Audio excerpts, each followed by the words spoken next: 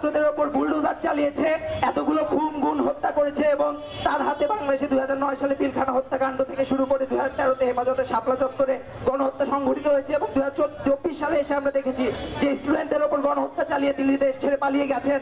আমাদের দাবি একটাই, শেখ হাসিনাকে অবিলম্বে দেশে ফেরত আনা হোক এবং বাংলার মাটিতে তার বিচার সবার সামনে এককভাবে করা হোক।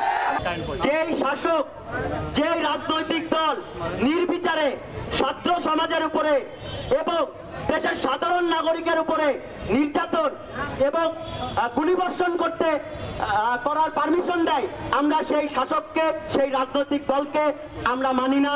আমরা চাই সেই রাজনৈতিক দলকে বাংলাদেশের প্রেক্ষাপট থেকে নিষিদ্ধ ঘোষণা করা হোক। আমরা বর্তমান প্রেক্ষাপটে দেখতে পেয়েছি আমাদের স্বরাষ্ট্র উপদেষ্টা, আপনাকে আমরা দৃঢ়ভাবে বলতে চাই, আপনাকে আমরাই গদিতে যেভাবে বসাইছি সেভাবে আমরা টেনে ছিনিয়ে আনতে কোনো দ্বিধাবোধ করব না। আমরা ছাত্র সমাজের পক্ষ থেকে আপনাকে বলতে চাই, তাদেরকে সুসংগঠিত হতে বলেন। যারা আমাদের ভাইয়ের বুকে গুলি চালিয়েছে, যারা মুক্ত ভাইয়ের বুকে গুলি চালিয়েছে, যারা আবু সাইদ ভাইয়ের বুকে গুলি চালিয়েছে, তাদেরকে সুসংগঠিত হতে বলেন।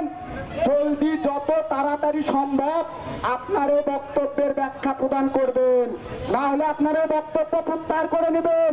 আমরা বগুড়া ছাত্র সমাজের পক্ষ থেকে এই দাবি জানাই।